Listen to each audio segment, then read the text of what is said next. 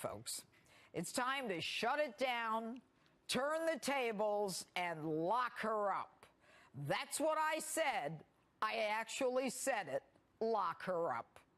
The house of cards upon which the Obamas and the Clintons built the Trump-Russia connection collapsed yesterday when it was disclosed that the Clinton campaign and the DNC paid $12 million for a dossier to connect Donald Trump to Russia. To circumvent federal election laws, the campaign paid a law firm who then paid a research firm who then paid a former British spy to get dirt on Donald Trump from Kremlin-connected Russians. So why is this important? Now, the FBI had previously worked with this Christopher Steele, who was a British spy, and under Director James Comey, they paid him an additional $50,000 to continue with the research.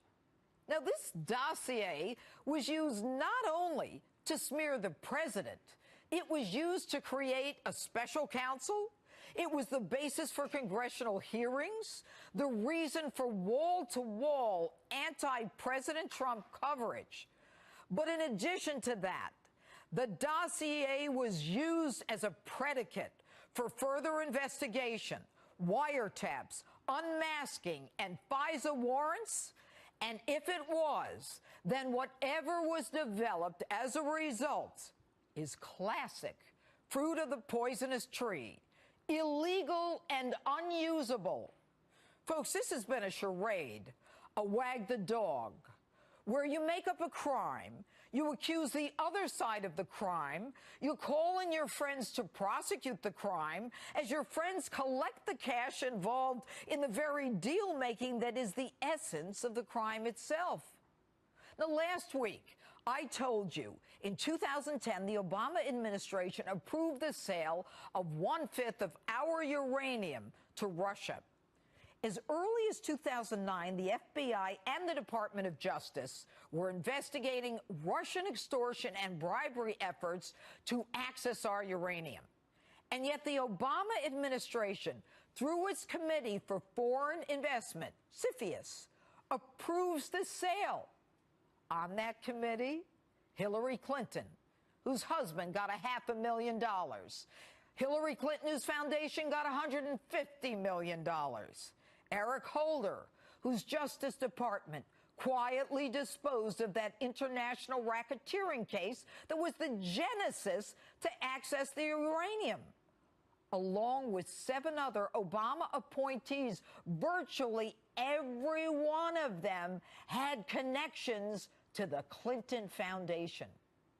And when the Republican congressman questioned why would the United States be selling uranium or approving the sale that is used to create nuclear weapons to our enemy, the Republican congressmen were shut down, basically saying, don't worry about it.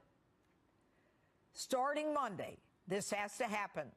Special counsel and former FBI Director Robert Mueller must be fired immediately. His role as head of the FBI during the uranium deal and the Russian extortion case, his friendship with Jim Comey, demand his firing. Deputy Attorney General Rod Rosenstein must be fired immediately. His appointment of his pal, Bob Mueller, who he knew was head of the FBI at the time of the uranium deal, as well as the underlying case itself, must go while he, Rod Rosenstein, oversaw the prosecution of the underlying extortion case. And Rosenstein's sanctimonious recommendation that Jeff Sessions recuse himself are grounds enough for him to go. The special counsel's office must be shut down. This is nothing more than a cabal of individuals relying on false evidence to impeach Donald Trump. If there are any charges voted by a grand jury, which we hear there are, that will be disclosed on Monday, the Department of Justice can take over.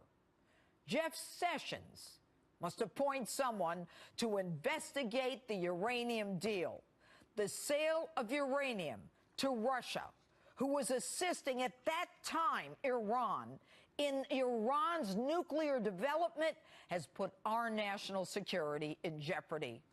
A 2010 case. This is long before Donald Trump ever got into the presidential race. And if he doesn't do it, it's time for Sessions to go.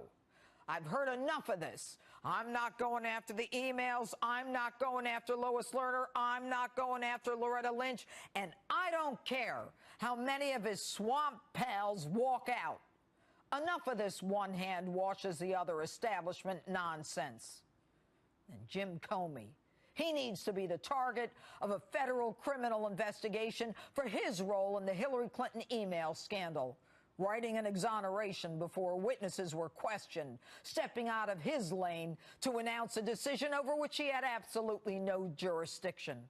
How much classified information was on his laptop that he leaked to his sources to then leak to the New York Times?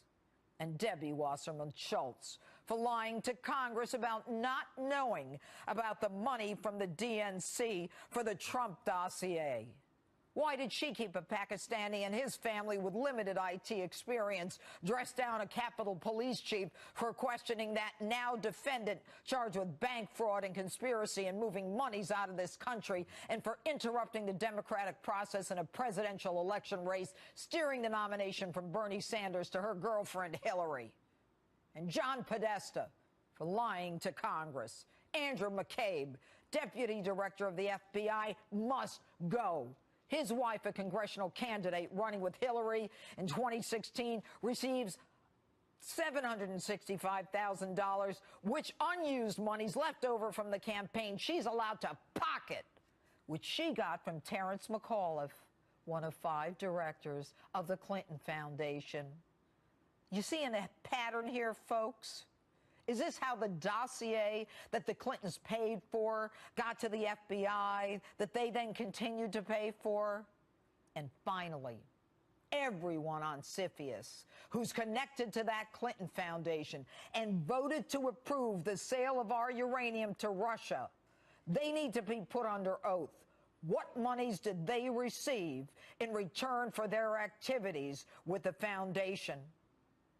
For the better part of the last year, this nation has been fractured as Clinton, Obama, the Democrats, sanctimonious Adam Schiff, arrogantly and indignantly accusing Donald Trump and his family of colluding with the Russians.